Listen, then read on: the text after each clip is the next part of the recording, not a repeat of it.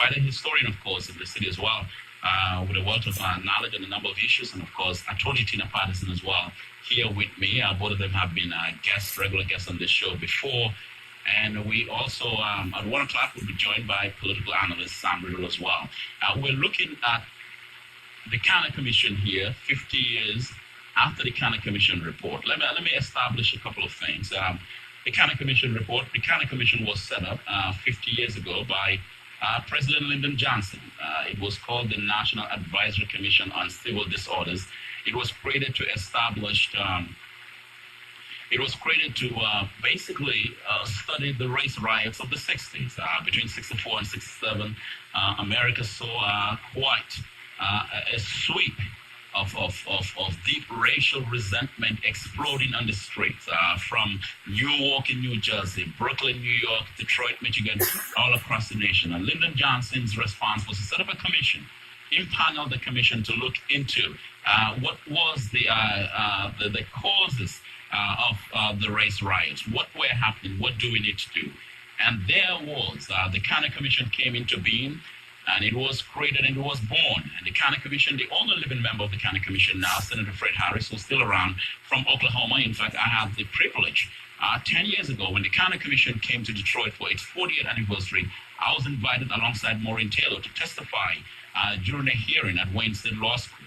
When the Canna Commission, which is, now actually its legacy is carried by the Milton Eisenhower Foundation, to look at race in America. But 50 years ago, the Canna Commission came up with its report.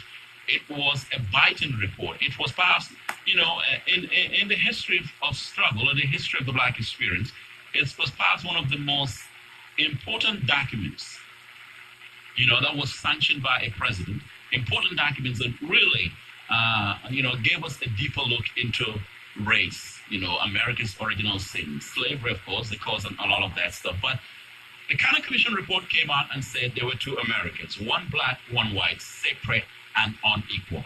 That's what the Canna Commission said. And basically lists a number of recommendations on how America can, in fact, reach a more perfect union. But 50 years later, it's really not been a more perfect union. In fact, the union has been falling apart. So this year, around the nation, we're commemorating the 50th anniversary or the golden jubilee of the Canna Commission report, and what it says in terms of what it means for Black life moving forward. But I have some bad news to share, and I explained that in my column yesterday in the Detroit News. The Canna Commission says that America actually isn't doing well, hasn't helped Black people in the area of unemployment, incarceration, and home ownership. Let me underline home ownership, which we all know very well. The bedrock of the American dream is home ownership, to be able to own a home and live in a home. But the Canna Commission report, in fact, saying that Black people are not achieving those. Even though we have more Black people educated today than 50 years ago, still, that is still another problem because whites are twice more educated than their Black counterparts.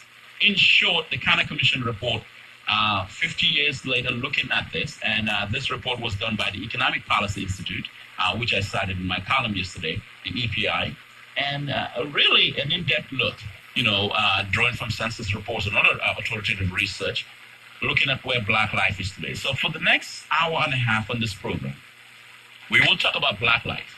Canna Commission 50 years later, but in the context of Detroit as well, because it is not an accident that the Canna Commission is coming out. And one of the reasons why that commission was founded